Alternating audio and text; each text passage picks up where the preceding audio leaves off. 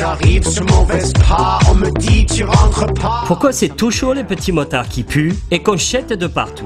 Pourquoi quand on a une méga Lamborghini Superleggera toute jaune, qu'on s'appelle Ken, qu'on est super beau comme dans les pubs pour dentifrice? Bref, pourquoi c'est toujours Ken qui se la pète avec sa Calardo, qui a le droit de rentrer au club VIP pour en ressortir avec un top modèle, sympa comme tout? Un Ken, pourquoi? Oh Ken, carrément injuste. D'autant qu'une Lamborghini, c'est plus de 200 000 € pour un Fétis de 530 chevaux, un poids de 1500 kg, alors qu'une Ducati Desmo Sedici, c'est seulement 60 000 € pour une vraie réplique de moto de Grand Prix, propulsée par un V4 de 200 chevaux qui roule à 315 km/h. Les petits motards qui puent, ils pilotent comme un dieu, alors que Ken, il maîtrise que dalle. Alors pour tous les petits motards qui puent et qui ont souffert un jour de ne pas pouvoir rentrer au VIP pour emballer Barbie, Moto Journal vous propose un méca comparatif entre auto et moto pour rétablir la vérité vraie. Un match entre 8 sportifs hallucinantes et méca bodybuildés. En attendant la sulfureuse S Miller, la BMW K1300S porte haut l'étendard sportif des motos BMW. Disque de 320 mm de diamètre avec ABS déconnectable, sublime monobras arrière, shifter pour passer les rapports à la follée et un 4 cylindres qui revendique tout de même 175 chevaux à 9250 tours minute. Voiture du peuple par excellence, la Audi R8 repose sur la base en aluminium de la Lamborghini Gallardo. Son moteur, un énorme Fétis de 520 chevaux, est placé en position centrale arrière. L'univers intérieur est soigné, classe, racing et impressionnant. Oui mais... Ah ça m'énerve ces petites voitures qui braquent pas.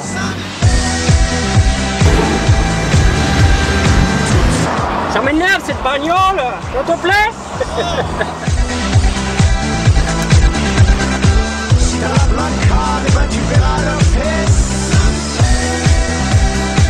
Ça m'énerve, je trouve jamais le trap à essence. 95, 98, ça va mieux marcher. T'es fou quoi mettre le moins cher, mais ça m'énerve moi mettre le moins cher. Chez les coussins Briton, on a fait gondoler la carte American Express pour la classe maximum. De cylindrée modeste, la petite Triumph n'en dispose pas moins de sérieux atouts pour faire péter le chrono. Le châssis, le centrage des masses, la position de conduite, tout est basé court sur la Triumph qui reste une des sportives les plus radicales du marché, scheisse! Descendante lointaine de la XK120 de 1948, juste après la guerre, la XK actuelle est l'héritière d'un palmarès sportif impressionnant. La toute récente version K perpétue la tradition sportive en revendiquant la bagatelle de 510 chevaux issue de son V8 à injection directe. Mais voilà, au volant de ma Jaguar, j'aime pas les familiales avec les blaireaux dedans, ça m'énerve.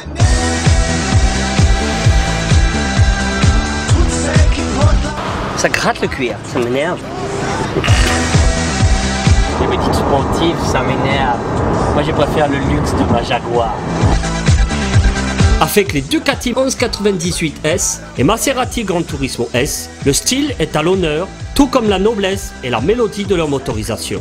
La Ducati 1198 continue d'étonner tant par ses choix technologiques que par son efficacité. Le P-cylindre en L à distribution desmodromique ne cesse d'évoluer pour défendre sa place en mondial superbike et propose de série pas moins de 170 chevaux. Le 4 treillis, l'extrême compacité de l'ensemble, permet à la 1198 d'afficher un poids vraiment hyper light de 169 kg. Quant à l'équipement, c'est du grand art, avec des suspensions Öhlins du meilleur niveau. La Maserati Gran Turismo S, c'est avant tout une gueule et un coup de crayon signé Pininfarina. Pour ne rien cacher, ce coupé offre 4 vraies places. Dans cette version S, la Gran Turismo revendique 440 chevaux et une boîte robotissée ultra rapide. Certes, sa puissance n'est pas des plus démoniaques, mais la sonorité de son V8 et son caractère sont terriblement envoûtants. Sauf que... ça m'énerve la voiture de Batman, ça m'énerve.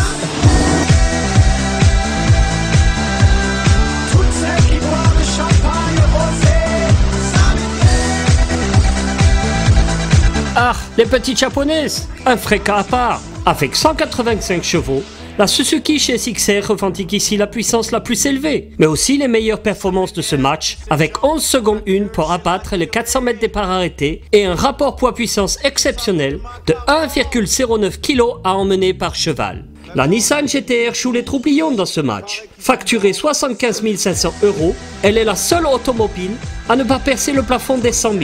Alors forcément, du côté de la finition intérieure, ou quand on soulève le capot, ça se voit.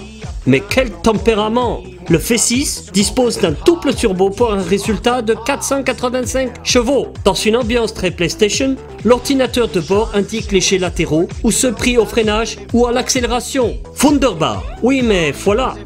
300 000 € la Nintendo? Ça m'énerve! Les petites japonaises? Ça m'énerve pas, j'adore! Et maintenant que les présentations sont faites, direction le fin fond des Ardennes belges sur le mythique et rapide circuit de Spa-Francorchamps. Avec en tête une seule interrogation. Caisse de prestige ou moto hypersport haut de gamme? Laquelle est la plus efficace? Laquelle procure le plus de sensations? La Maserati aura beau lutter, abuser de la sonorité de son V8 d'origine Ferrari pour vous en foutre. Son poids conséquent, son manque de chevaux et des freins qui s'évanouissent dès le premier tour chrono font la reléguer en ultime position.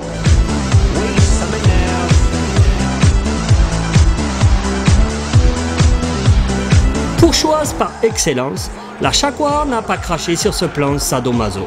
Son V8 est exceptionnel et parvient en reprise à coller au cul des petites sportives. Son châssis est le plus accessible pour un non-initié, mais à l'attaque, elle finit par se montrer floue et élargit les trajectoires.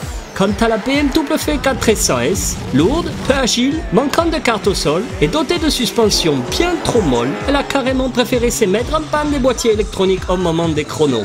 Avec un chrono de 2 minutes 49 secondes et 7 dixièmes, la petite Triumph 675 Daytona va elle aussi devoir laisser le podium aux grandes. Dotée d'une exceptionnelle vitesse de passage en courbe, d'un 3 cylindres très rempli à mi-régime pour un 675 cm3, la petite anglaise va pourtant échouer à 3,55 du meilleur chrono.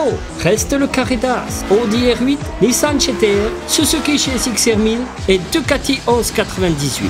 La Nissan GT-R est sans aucun doute la plus grosse pourvoyeuse de sensations, bruit de transmission, de roulement, des pneus, présence sonore du moteur, extrême dureté du châssis et des suspensions qui ne filtrent que peu de choses, tout y est. Hyper vif, le moteur ne déborde jamais le châssis. La GT-R se place de façon incisive, se cale sur la trajectoire parfaitement et sort comme une balle sous l'impulsion des 480 chevaux. Impressionnant.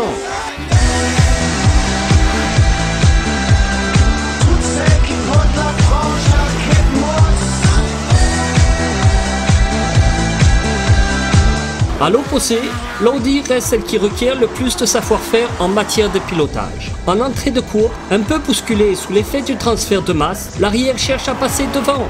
À bord, la sonorité du V10 est tout simplement exceptionnelle. Dans les tours, il chante comme une diva, tandis que le couple est démoniaque. Le suspense auto face à moto s'arrête donc là. Sur le très joli chrono de 2,53,4 pour la Nissan et 2,51,5 pour l'Audi R8. La Suzuki GSX-R 1000 a tout de même eu très chaud au derrière, pourtant pourvu d'un 4 cylindres de 185 chevaux, d'un châssis à alu très rigide, elle va pêcher par ses suspensions trop molles qui nuisent lors des gros freinages ou des courbes abordées à haute vitesse. Elle s'illustre en 2 minutes 48 secondes et 3 dixièmes, à peine 3 secondes plus vite que la féroce Audi. La Ducati 1198S va elle mettre tout le monde d'accord. Avec sa rigidité au-dessus de tout soupçon, elle est capable d'avaler la spectaculaire courbe de Blanchimont à plus de 200 km/h, de planter les freins au panneau trop tard et de tracter sans jamais s'essouffler. Meilleur chrono absolu donc pour la Ducati en 2 minutes 46 secondes et 1 dixième, soit 2 secondes plus vite que la Suzuki et 5 que la Nissan GT-R. Franchement énervant les petites motos, tu trouves pas Ken? Ça m'énerve.